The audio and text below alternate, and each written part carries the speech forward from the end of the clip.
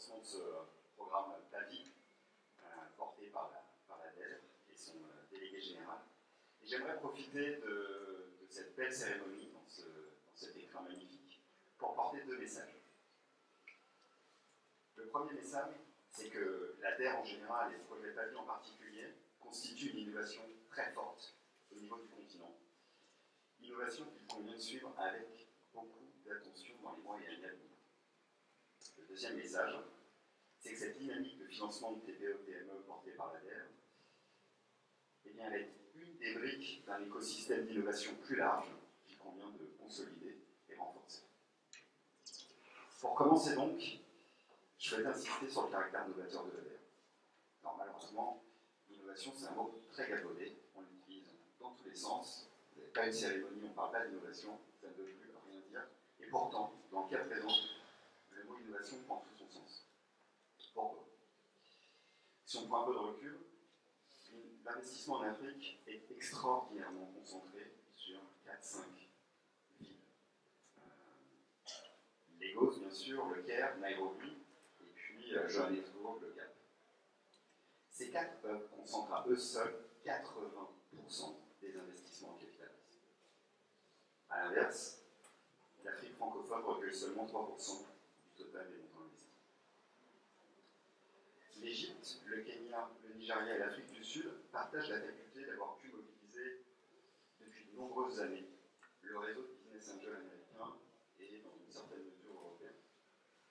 Aujourd'hui, ces écosystèmes très dynamiques regroupent des centaines de startups pouvant prétendre à des montants d'investissement importants et à des valorisations significatives.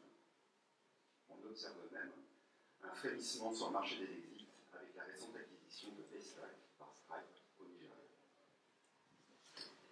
Ces écosystèmes aboutis présentent au moins 3 caractéristiques communes. Un réseau local de business angel, ça je l'ai dit, des accélérateurs, et puis des fonds d'investissement généralistes permettant de couvrir les 3 premières levées de fonds. Les autres pays ne disposent pas de tels outils et les entrepreneurs locaux éprouvent de très grandes difficultés à lever le premier ticket nécessaire à leur développement.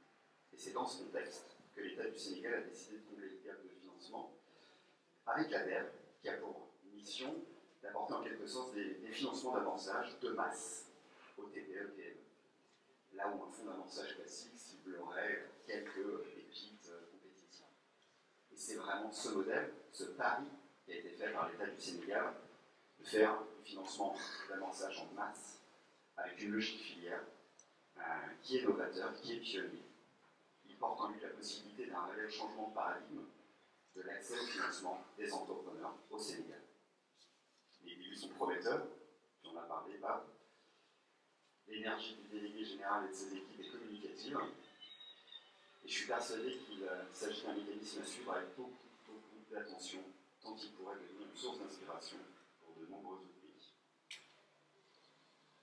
Mon second message, Adam, tu en as dit quelques mots, porte sur l'écosystème de soutien à l'entrepreneuriat au Sénégal. J'ai dit les systèmes les plus aboutis comprennent un certain nombre de briques. L'amorçage, c'est la première brique. Mais il est nécessaire aussi de travailler sur l'accompagnement technique, et puis sur le financement post-amorçage, à la fois en fonds propres et puis en dette. L'AFD soutient chacune de ces briques au Sénégal. S'agissant de l'amorçage, nous l'avons dit, nous soutenons à hauteur de 20 millions d'euros le programme PAVI de la DER. Nous avons lancé un fonds d'amorçage au niveau du continent, avec notamment la BAN, Afrilabs et GreenTech. Et nous finançons aussi des fonds d'amorçage privés au Sénégal, comme Teranga Capital. S'agissant de l'accompagnement, le programme PAVI prévoit une assistance technique et l'AFD soutient d'autres acteurs publics de l'accompagnement, comme la DPME, le BMM, ainsi que des incubateurs.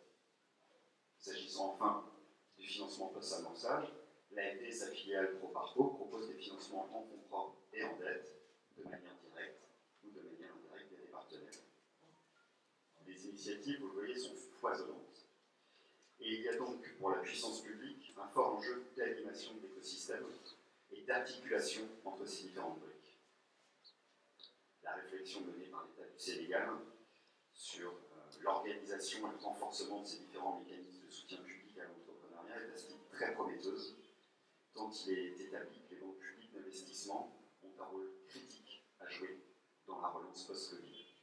C'était le grand message du sommet Finance en commun, qui a été organisé à Paris par le président de la République le mois dernier, et dont le président Macky Sall était l'un des invités d'honneur. Pour conclure, c'est donc avec enthousiasme que nous souhaitons à l'ADER un immense succès dans la mise en œuvre du programme PAVI. C'est un honneur pour l'AFP d'être avec la BAD, avec qui nous travaillons en étroite collaboration, aux côtés de l'État du Sénégal, dans sa politique ambitieuse